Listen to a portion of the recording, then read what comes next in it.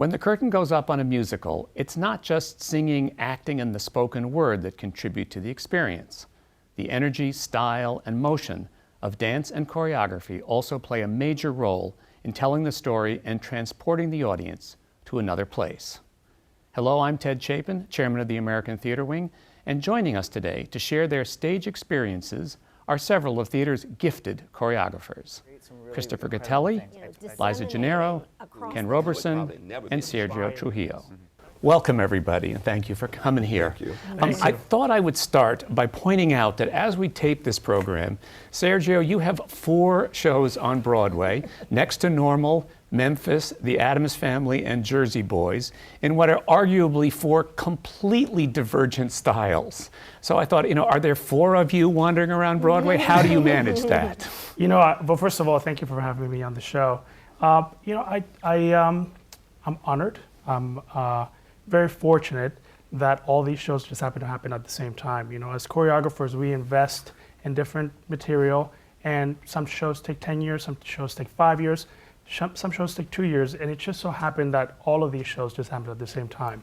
I also feel like I picked really, really interesting, really diverse material, and Next to Normal is about a bipolar woman and the dysfunctions of the American family, and in that show I felt like I couldn't do choreography per se. I felt like the movement had to be more driven by the actors and by the characters. And Jersey Boys, of course, was about a group in the 50s. And once again, I had to figure out the vocabulary for that show that felt as if it was happening spontaneously in front of the audience. And Memphis was just as true to who I am as it can be, because I felt like choreographing that show, I was just spewing vocabulary out of my body. And Addams Family was challenging because I had to figure out a way of translating a brand name from a very famous TV show onto the stage and sort of try to figure out what the audience remembered. And so those shows were all very challenging, but I had great directors guiding me and great teams, and I should be so lucky as all 3 of us are to be able to have the opportunities that I've had. So now, Jersey Boys was your Broadway debut, right? Yeah, it was. It was. Yeah, it was. This is a question that I've always been fascinated. Did that job come to you, or did you have to go grab it? I had to go grab it. We all, it's that thing, the thing about the opportunity arises, and if you can meet the opportunity and deliver, then it just happens. Jersey Boys, Des and I happened to be in LA at the same time for one day. We had a 20-minute meeting. I was leaving, he was arriving. We met in a studio. We talked about it, and that's how it happened. So. Chris, have you ever grabbed a show that you wanted, gone after? I have, actually, yeah.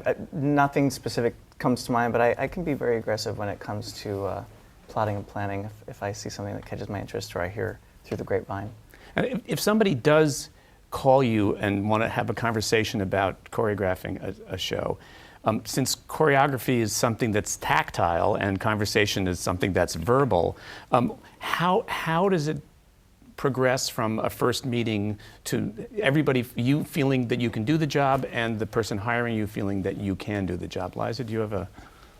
Well, I mean, it's a multifaceted question. I mean, there are a lot of ways that people go about figuring this out. One is to be really verbally articulate and to be able to look at character, get a script in advance, and be able to really say, this is what I think the dances should be, and where I think dance can enhance and propel the story. The other thing is what's become popular in the last few years, not so much I think with some of the people at this table, but certainly for me, people are still asking for choreography reel, which I really don't even have a choreography reel. So, that's something that is very useful, I think, for producers and directors to be able to actually see your work. Although I think it's also very deceiving because what you do for one show does not necessarily at all relate to what you're going to do for another show. for me, the really fun thing about working as a musical theater choreographer, as opposed to a ballet or a concert dance modern choreographer, is the enormous diversity of styles that we are gifted to be able to work within. So we can create a show that takes place in, Siam, or create a place that takes place in Memphis. It's that research aspect of the dance, of the form of dance, that really gets me excited, and how I use that form. And then where the artistry piece comes in, I think, is how you pick and choose what the dance form is that will then propel the story, adhere to time, place, and character, inform character. And those are the issues that directors really need to, I think, be told, rather than looking at a reel. I think the dialogue is much more informative if, in fact, they have a script that you can read, and music, of course, and a score that you've been able to listen to. And does research enter into that if Siam or wherever? Yeah, definitely. The first thing I do is do an enormous amount of research, normally at Lincoln Center Library, or I go, and I go to film, written text. I did a show a couple of years ago that Frank Galati created, that Stephen Flaherty wrote music to Gertrude Stein text. So the first thing I did was read as much of Gertrude Stein as I can, which, as you know, is not the easiest task. And it's very encoded, and to really try to get into her head and what she was thinking, and what her artistic expression and her artistic project was. I had to understand that before I could do step one. And then I did a bunch of the scholarly research on her and the scholarly writing on her, and then I started looking at period. And then normally what I do is I do this enormous amount of stuff, I throw it all out, and I hit the room and I start making stuff up. And before I knew it, Gertrude Stein was dancing, and because I felt by then I knew her, and what really keyed me in that instance was her humor, and finding her humor in the literature. And then I could find a way to dance her based on that. That's great. Ken, you did Avenue Q. Did you do puppet research? Yeah, yes, I did. I ran away from the show for about a year or so. And my agent said, these people want to talk to you about puppets. And I said, puppets? I said, well, my career's starting and it's going to end with these puppets. And I did some research that really didn't help. So I had to speak. These people were classic. These people were trained and they were experts in what they did. So I had to respect, of course, what they did as these, they knew this genre. The puppeteers. The puppeteer. And I had to learn if someone was right-handed, what the puppet do, if they were left-handed. And also there was a thin line between making Lucy the Slut dance her dance routine, her sexy dance, and a thin line between the puppeteer thinking that people would think that they're a bad puppeteer.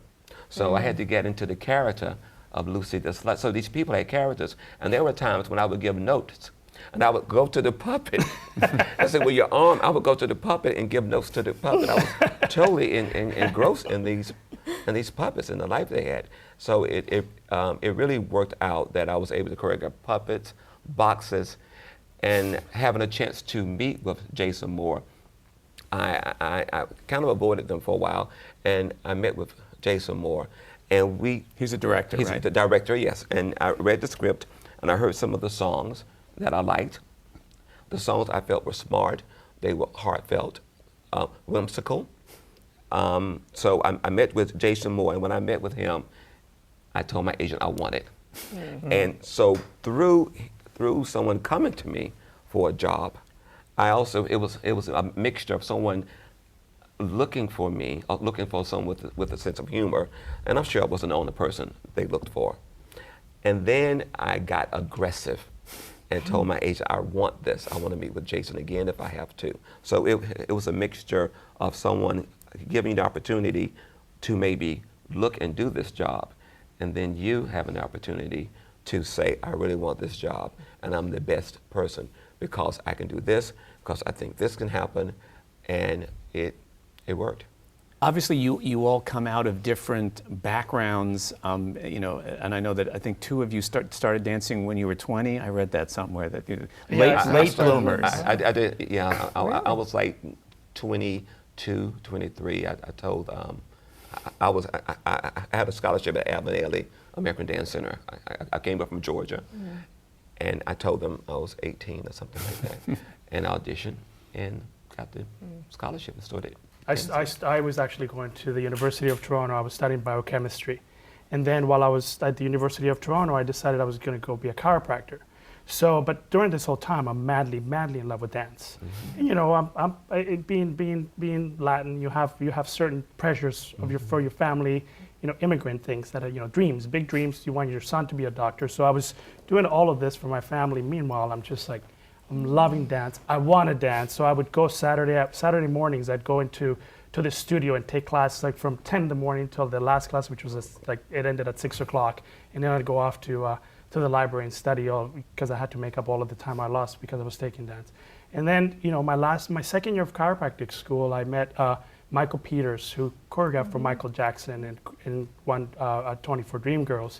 And he came to Toronto. That's where I was raised. And he auditioned for a show called The Hot Shoe Show, and he hired me to be in the show. And while during the show, while we were in rehearsals, he pulled me aside one day and he said, you know, you have a really, really special talent, God-given talent, and you know, you should do something with it. So that really resonated with me. And while I was in my second year of chiropractic school, I thought about it, and then I just talked to my dean and I said, I need to take 1 year off and take a sabbatical and find out if this is something that, you know, I can actually do something with. And, you know, the rest is history. And you Christopher, Secrets from Your Past were a Star Search finalist? Yeah, we won the grand finals when I was 16.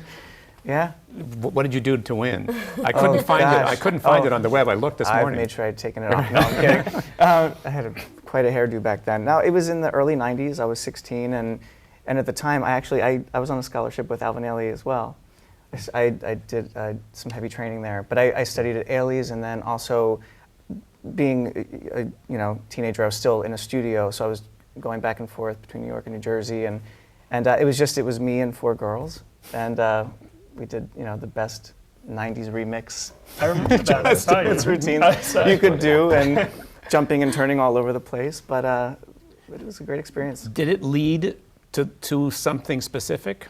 It didn't lead to something specific career-wise, but just I think personally, it gave me the confidence to go, wow, maybe I could pursue this and really take it seriously. I think in the teens, I was kind of just figuring it out, like, do I want to really do this with my life, or should I go for something more stable, But it gave me the confidence to go, I might have something here, and to really pursue it. So it started. I love the conversation of the community that you all, live within and help each other, and because I noticed, and I think the world doesn't pay enough attention to the fact that your father, Peter Gennaro, was the associate choreographer, I believe, of West Side Story. Co-choreographer. Co-choreographer of West Side Story. Yeah. He choreographed all of the Shark material, Dance at the Gym, and America. And then when they did the film, Robbins did not credit him, but used all of his material. And if you read the Deborah Jowett book on Robbins, she prints actually in a footnote a part of the contract between my father and Robbins. And basically my father completely signed away all rights to the material. And it was 1957, he had my brother at the time, and he had a wife, and he needed a job, and he did what he had to do.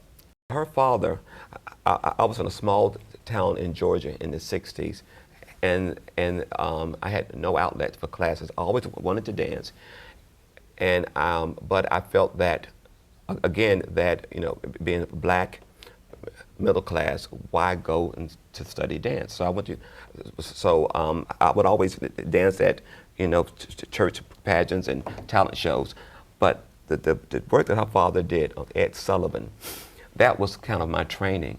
I would try to copy the dance, because they opened the show with dance, And and this man's name was one of the first choreographers that I could, that I knew about in this world.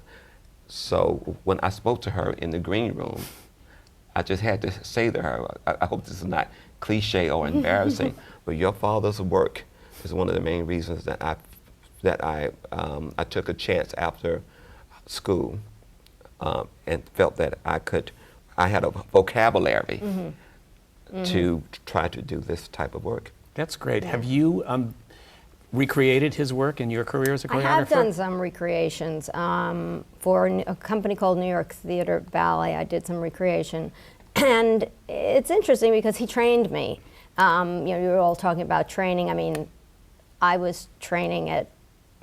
I mean, I was learning steam heat in my living room when I think I was 5. Wow. So I've danced my entire life, and yeah, his work is so in me, literally in my blood, in my genes, that recreating his work is very, very easy for me because I can pick it up off of any tape. It's all over YouTube now. For some reason, there have been all these YouTube clips.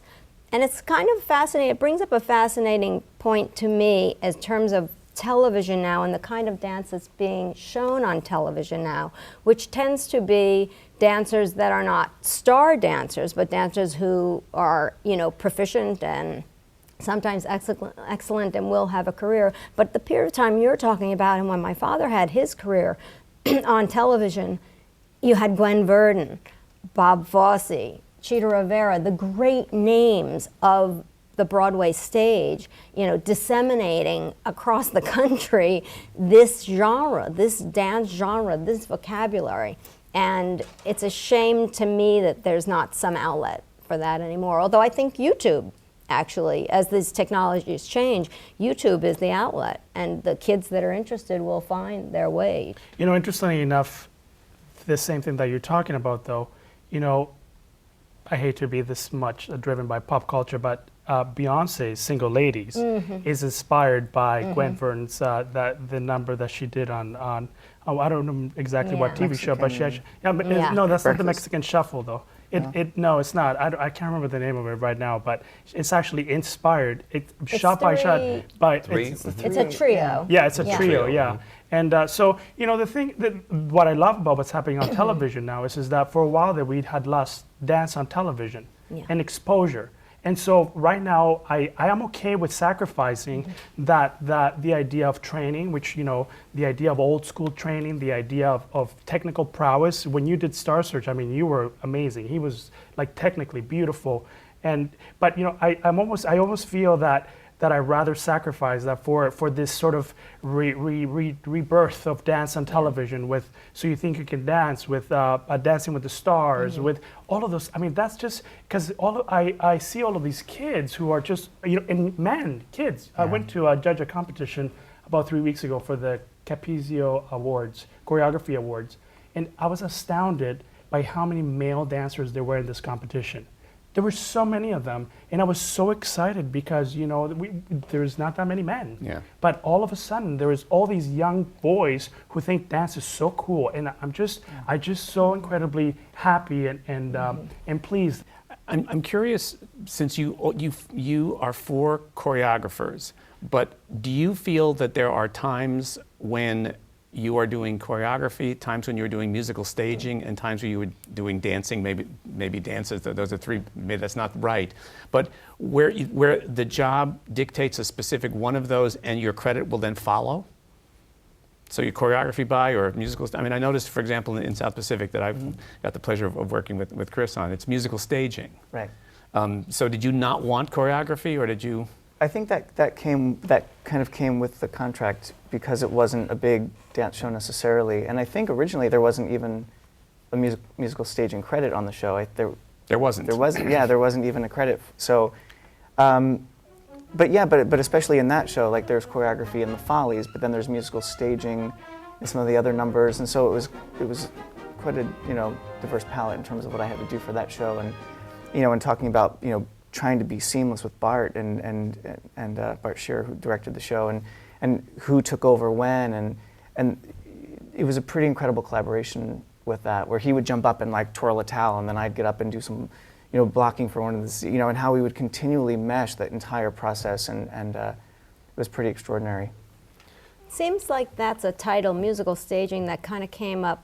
I can't think exactly when, but people like Pat Birch and Graziella Danielle at one point were taking musical staging credit as dance was moving out of the Broadway musicals, which I think it's coming back in very strongly, partially because of all this television's the material that's on.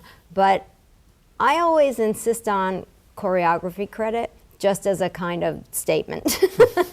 That's good. Because Agnes, Balanchine and Agnes DeMille insisted on choreography, and so I think that's what I do. It's tricky. With Next to Normal, we started when we did the off-Broadway show at the Signature as a not Signature, Second Stage, and I didn't buy any choreography. We had this number that took place in a supermarket, and Michael wanted me to do this number, and I didn't believe in it. I just felt like, Michael, I'm just sort of, okay, sure, I'll have shopping carts in the number, and sure, I'll throw some boxes, and I'm sure I'll give her a mental breakdown, but I always felt so uneasy about it. And so when we went away to Washington, I just felt like, I needed to really talk to Michael about it and voice the fact that I just didn't buy any of this. Mm-hmm. That I felt like when Gabe, the character Gabe, has the number "I'm Alive," where he's a ghost in the house, that I believed in. No, I'm alive, I am so alive. If you climb on my back, then we both can fly. If you try to deny me, I'll never die. I'm alive. But I didn't feel that was choreography. It was choreography, but within like the overall themes of the show, the movement wasn't per se choreography. I felt like I was being the cinematographer for my director. I was helping him focus. I would find character-driven little moves, and it actually I enjoyed that aspect of it with Michael, because he's such an interesting director, and he sort of thinks out of the box, and so. The musical staging thing comes where you're collaborating with a director so closely that it's not dance and it's not direction. Yeah, and I say, and the same thing goes with when I did Sunday in the Park with George, the revival of that. I think I would have felt odd putting choreography down, because almost the whole thing was, because it was constantly moving with the painting, with the projections, and I had to position people so that they wouldn't cast shadows on the painting, and things that an audience, like, no one would probably ever think of, but it was so specific, and it was very time consuming, and hitting things on certain, reads or accents and things that were all there, but again, not obvious. And I think I would have felt odd putting choreography, because I think it sets up an expectation like, oh, well, there's going to be some dancing, and then they're walking around with parasols and opening things, and it's not. It's a fine line sometimes with what. But my argument would be the way you choose to open the parasol and the way you choose to place them against the moving image is choreography, and it gets to the question of, define choreography. And for me, choreography is the expression of an idea in movement. And it can be very exhausting, because with choreography, you can get into this room and get these beautiful people with these beautiful bodies that can do anything. You can sit back. I'm not saying we all do, because I'm very active. You can say da-da-da-da, pirouette, and you're sitting back, old school like this. But with musical staging, you may get people like who've never moved before, and then you have to find a way to integrate to make them look, to make it look believable. Yeah. And it's a lot of work to me to use the emotion of the character, which you do in choreography. You want them to act also. So lately here, I've started to use the term choreography. Even if it was a one-man show, a one-person performance, I use that word now. And this is my first time hearing why. Well, this is why I use it now. Since choreography clearly has to do with dance, take us into a studio.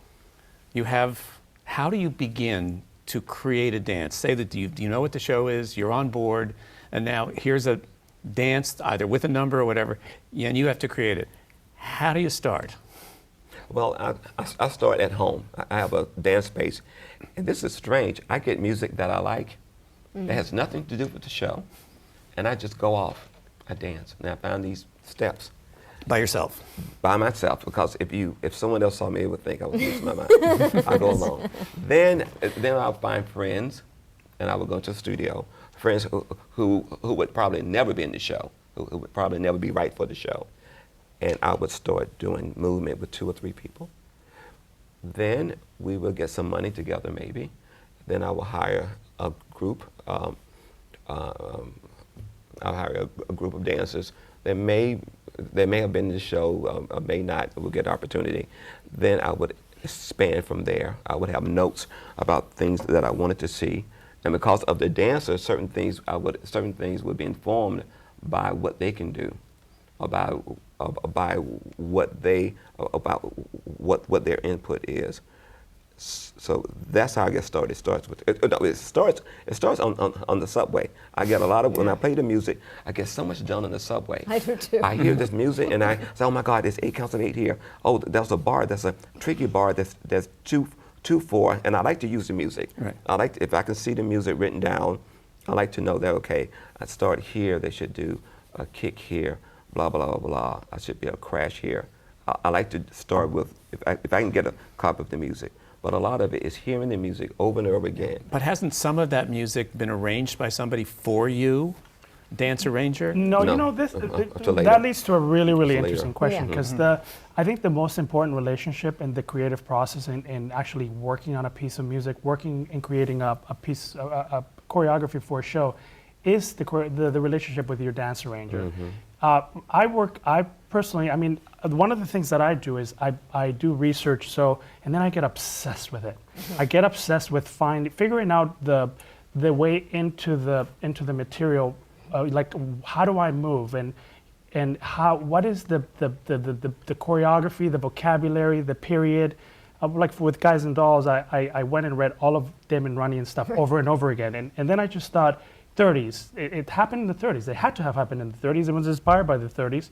So I listened to all of Benny Goodman's stuff. So I found that beat, that was the essence of the movement for the show.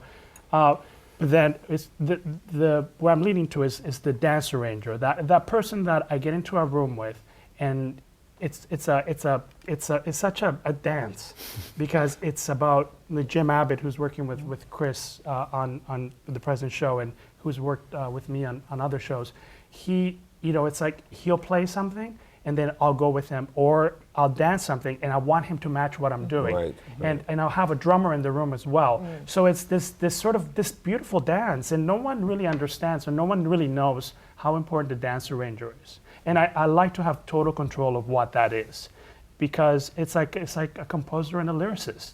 I agree. It's this incredible, and it's nice when they know dance, and it's not that they're just musical and like, oh, that sounds good, but when they know dance and they can work with you and say, what if you did this in a 6, or let's throw in a 5, and really like and then it inspires you and challenges you back, and then it's this really great like game of ping pong where you're hitting this back, and it just creates some really incredible things. I totally agree. But does the composer have the ultimate say over whether they'll approve the dance arranger, or, as you said, Sergio, that you like to be in charge of that? I like to keep them out of the room as long as I can. That's honest. I do. Andrew Lippa, he used to play for ballet classes a long time ago. So he actually knows a lot about dance. But he wasn't the dance arranger on Addams Family. Though, I do have like this really wonderful moment when he came into one of my rehearsals and we were doing this tango, and I wanted to have a great ending for the number, and he actually, he got up and he was like, what if we do it on we call it the 11s, because it's a 5 and a 6, and and he started dancing for me, and all of a sudden, he went to the piano and he started playing, and we were dancing, but that was towards the end of the process, because I just feel like, they got enough on their hands. Right. Well, But I respect their, it is their music, and ultimately, the show has to sound that it's all from the same world, the same voice, the same sound. So ultimately, it is their blessing that that I abide by. I had the experience with Stephen Flaherty on the Gertrude Stein show where we were in close quarters rehearsing, and he was out in an area right next to where I was working, and he was, on the computer and transcribing and trying to get the score in order, and he would be hearing me in the other room working, and he would pick up on things that I was saying or beats that I was coming up with, and he would stick them into the score as he was because he's got one of those brains that he can do so many things at once. And he would say, "Oh, I hear that what Liza's doing," and he would put that into the score. Right. Yeah, because I think it's an important point about when you say the composer has enough to do, that the collaboration of the musical theater, needs all the people doing the job, working together toward the same show, and that I think that's a very important. It is absolutely a collaborative art form. There is no way around that. And every piece, every person is valuable. I did a production of Guys and Dolls, the Meek number. Of the strip number, so the strip Take number. Back Your Meek. Yeah, take back your meat. They had these fishtail dresses, these very tight dresses, with the crinoline at the bottom, for 50s, 30s, 40s, and the women in the show came at, "Ken, we can't move in these dresses. They're so tight." I said, "Well, they have to be tight. Look great." So, because of that, it informed me. They came out walking like penguins, and they had to jump on this fake stage, on this little stage within a stage, and they helped each other to jump. The audience loved it. The audience loved it. So you took a negative and made it a positive. That informed, and then I said, well, the crinoline. Let's take the crinoline off and use it as little accessories. So he made me able to take the crinoline off. He took the crinoline off, and they were walking around with this crinoline, and it was one of the biggest hits in the show because of the costuming. Right. Because I went with it. Right. I went with it. I was very yin and yang at that time, and I went with the flow, and so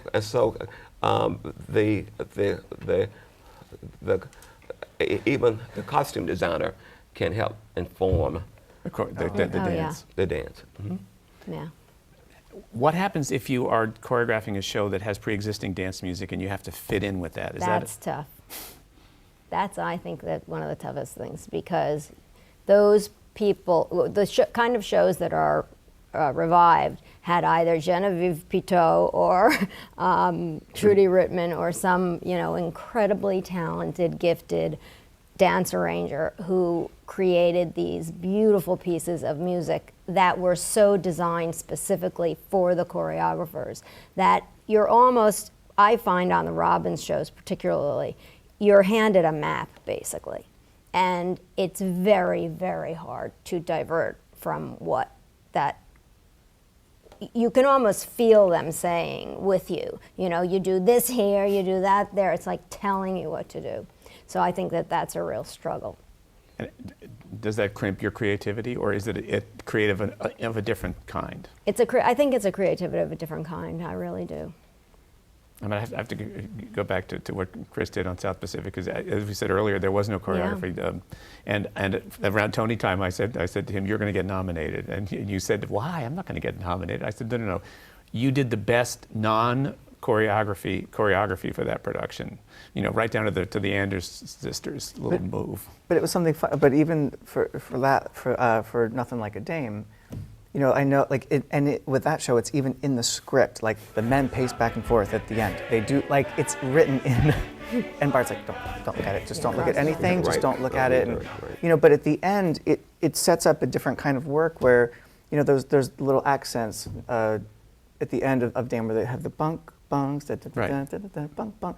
In my head, and just riding that wave, the collaboration with Bart. It's like, but then you close your eyes and you listen to it a million times, like we all.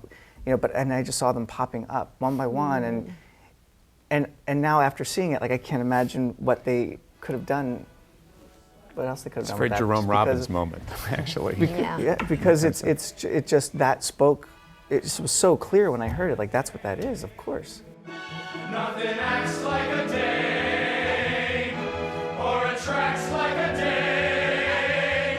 There ain't a thing that's wrong with any man here that can't be cured by putting him near a girl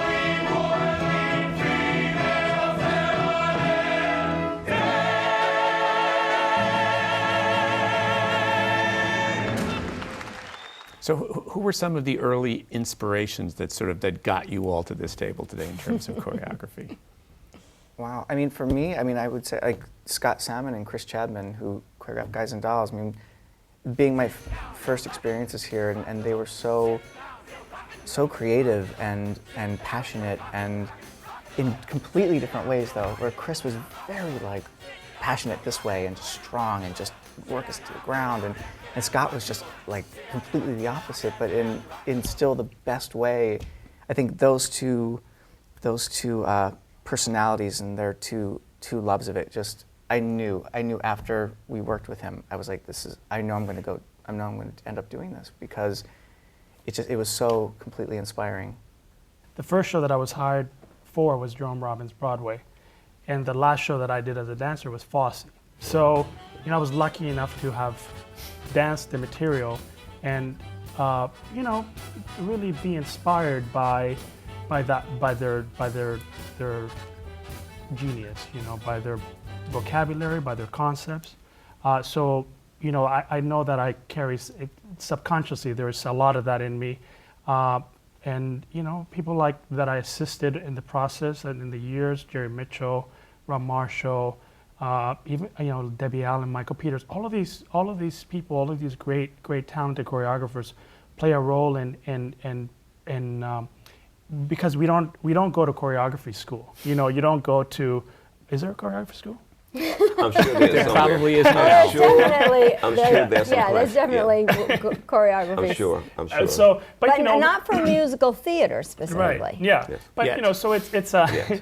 it's I think it's an art form that is learned from masters. I believe, me personally, I didn't have the confidence to, or neither did I feel like I should, all of a sudden call myself a choreographer, because I wanted to do it. I felt like I needed to. There was a process. There was a lot to be learned, and by studying, by assisting, different people have different ways of arriving to this place.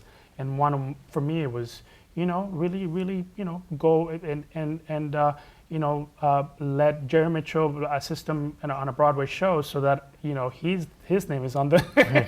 I can learn from that, like to take the pressure off. No, it was really about learning from great talented choreographers. So, And I think I just don't want to leave without tipping our hats to, yes, I was trained by my father, who was trained by Katherine Dunham, who is very unsung hero in the American musical theater. She had enormous influence on everybody, and particularly, I would say, on Jack Cole, who was yet another great example, and to some degree defined the form, along with, of course, Robbins and Michael Kidd, who also gets shortchanged a great deal of the time and who did spectacular dances. I didn't take classes at Georgia, but I took some classes in this little theater. It was about, I think I was last year of school, maybe 20 something. And Gail May, this lady, in this small town in Athens, not a very small town, but University town. A university town, that had this energy. And she would choreograph. We did these shows maybe every 6 months. And just the way that she would work with us, the way she worked with people with all types of skills, I think she was one of the first people that I thought that I could do this. Then I came to New York, and there was Henry Latane, who was this, who God knows, who worked with Eleanor Powell and all these people, unsung hero, who taught me, who would give me, I had a temp job at AIG. Yes, and right. and so Your and fault. at home, yes, of course, I would have been retired and rich now in jail. So he would give me these tap lessons, and then Hope Clark would take me under her wings, and then people like George C. Wolfe, who was not really a choreographer, but knew how to spit out what he thought the movement should look like, even as a dancer. When I would watch him as a dancer, when I watch him, when I was dancing in a show that he did. So I got all these influences from a lot of modern dance choreographers too. I had a revelation early in my days at Rodgers and Hammerstein of seeing a production of Carousel that actually had used the Agnes de Mille choreography. And I'd always thought of Agnes de Mille as sort of cliche steps. And what the revelation to me was the fact that her choreography is about telling the story, and the steps are kind of irrelevant. I mean, they're not irrelevant, but they are so secondary, and it was a sort of a mind-blowing experience. But I guess my question is, when you're in the studio, when do you think steps, and when do you think steps in service to a bigger thing, whether it's telling a story or a dance at a gym or something else?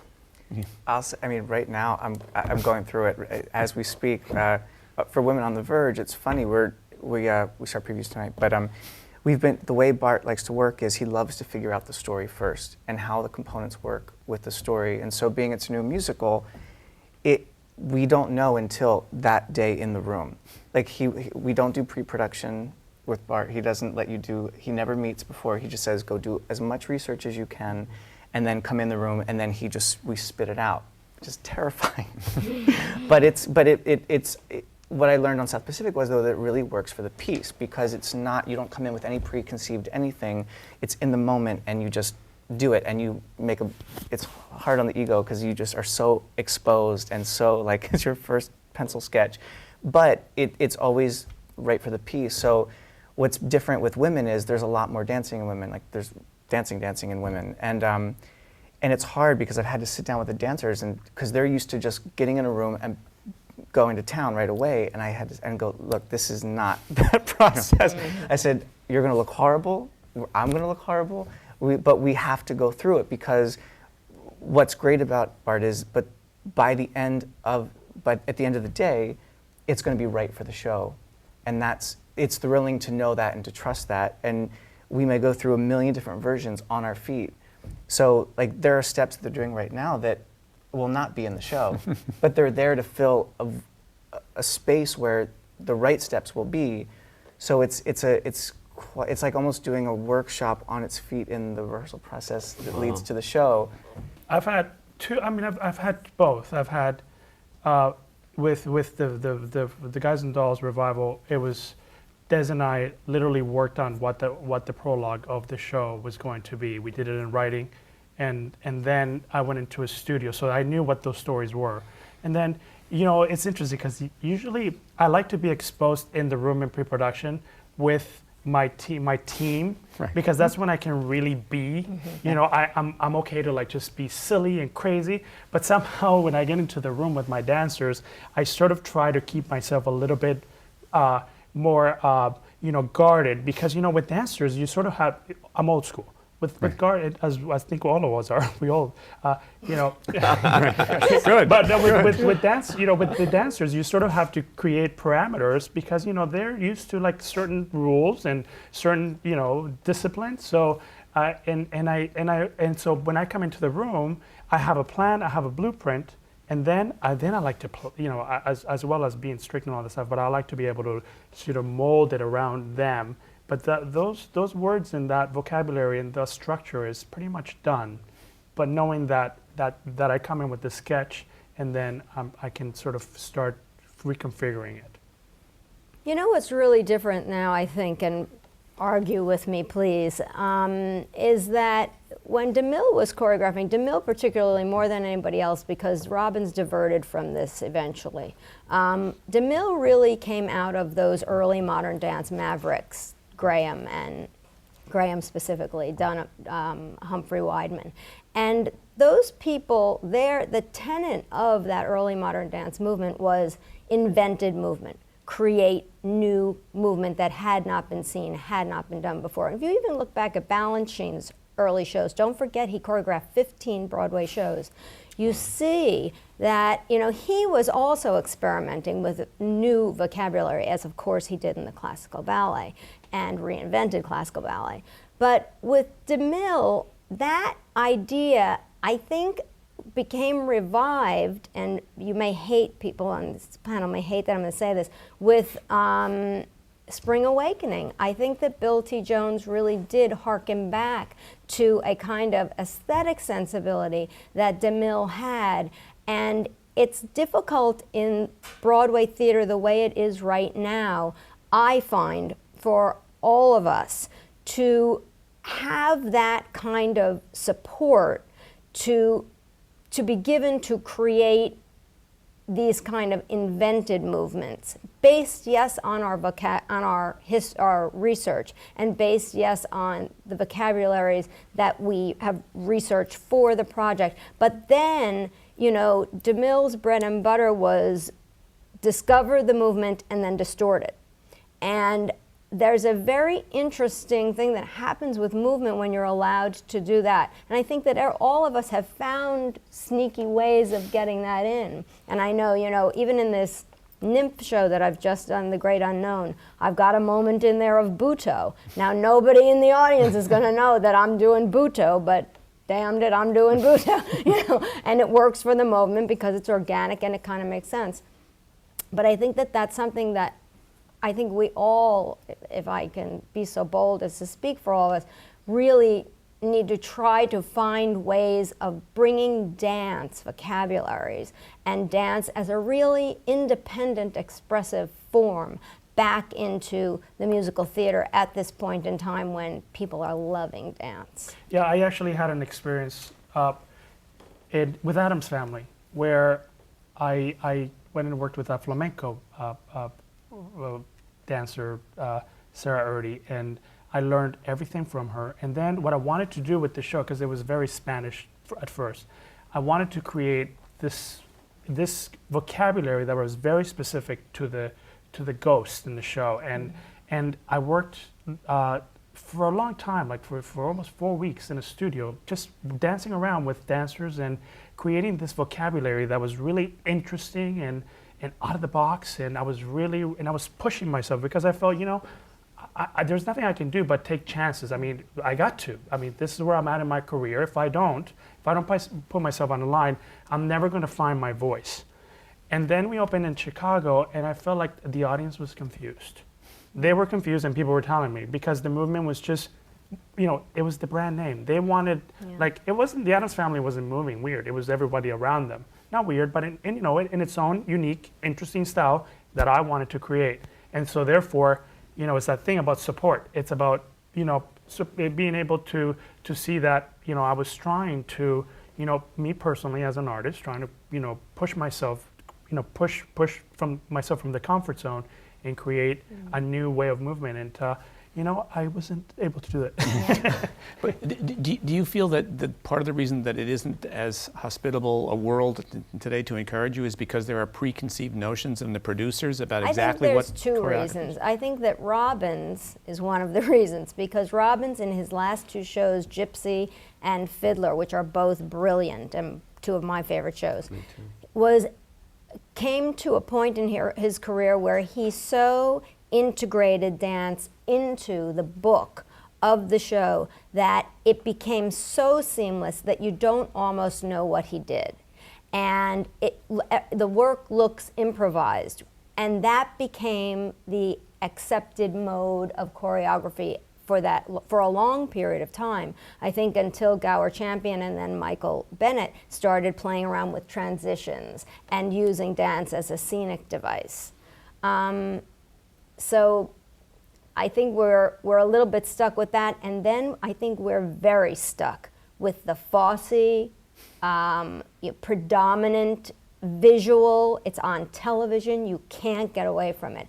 Everything is derivative of that Fosse style because it's accessible. It's easy to copy. Dancing schools do it. You can take Fosse style dance classes. Kids can give it to you in a split second. They know what it is.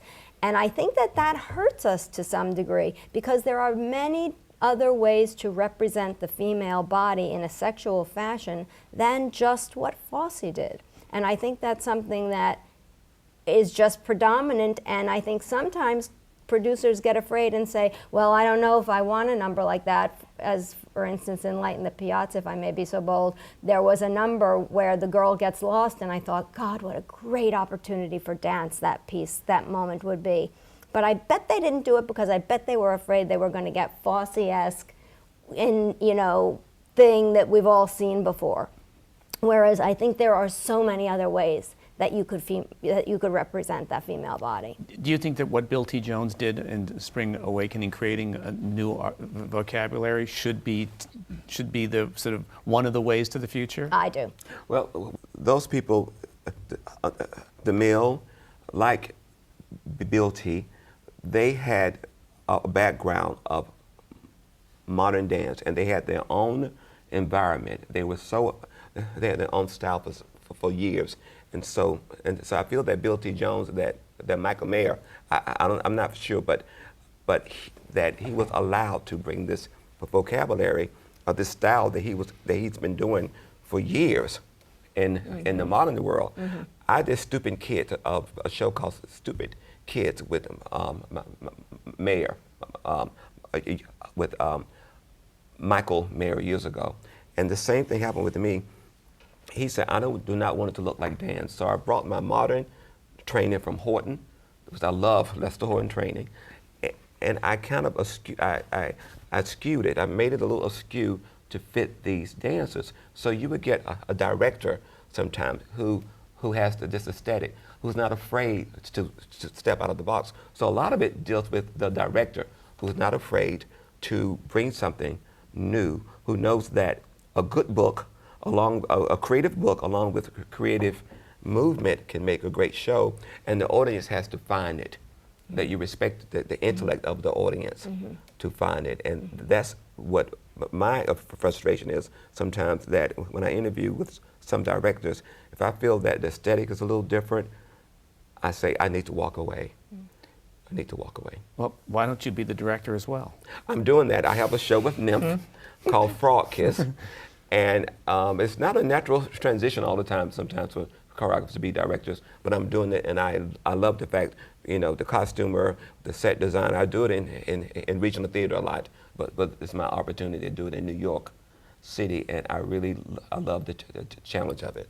Okay, I want to ask one last question.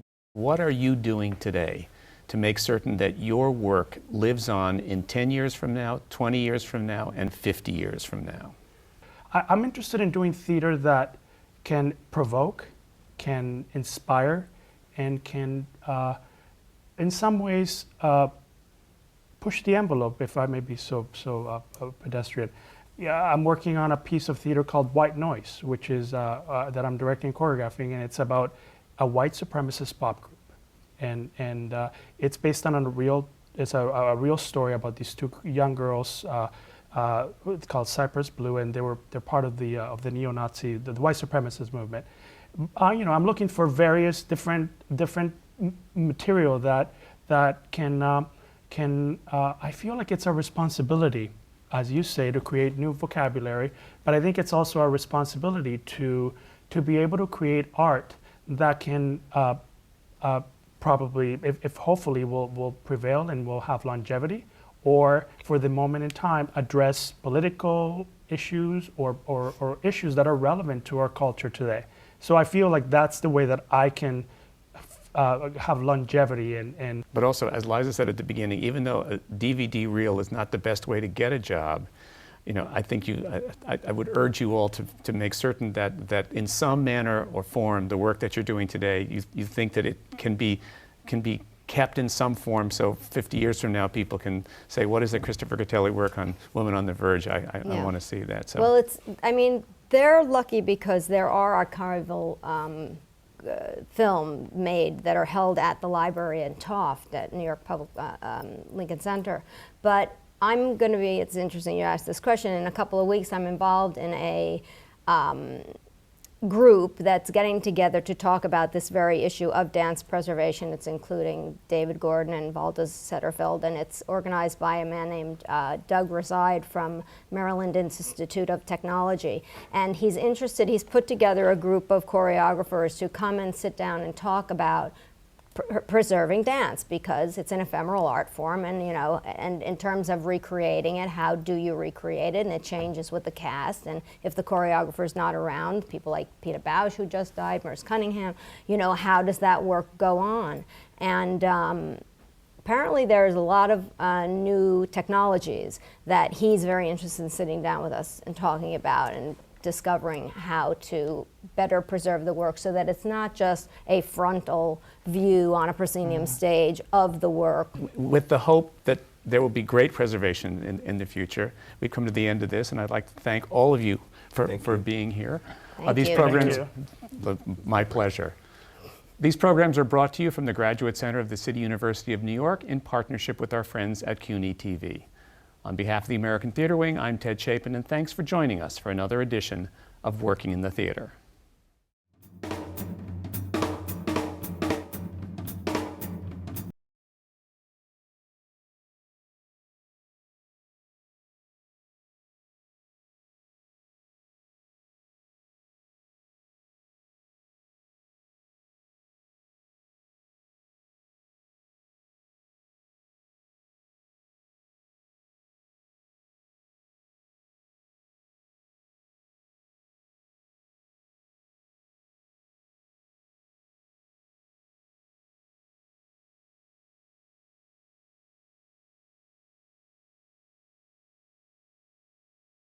Chairman of the American Theater Wing. The Wing has played a vital role in New York's theatrical life for more than 60 years. Best known for creating the Tony Awards, we stand for excellence, but we also support education in the theater, and our work reaches beyond Broadway and New York. The Working in the Theater television programs, which are supported by the Annenberg Foundation and the Dorothy Strelsin Foundation, are unequaled forums for discussions with today's most creative artists. Downstage Center's in-depth radio interviews were created in conjunction with XM Satellite Radio and can be heard on our website. Our annual theater company grants support New York not-for-profits, and since they began, have distributed nearly $3 million. We are also pleased to be the home of the Jonathan Larson Grants, which support emerging composers and lyricists. For people who are starting their careers, we have a 2-week boot camp for aspiring actors from colleges across the country called Springboard NYC. And our theater intern group provides a forum for young people who are starting their careers to build a professional network. All of the American Theater Wing's educational and media programs are available for free on demand from our website, americantheaterwing.org. Thanks for your interest in the Wing, and thanks for watching.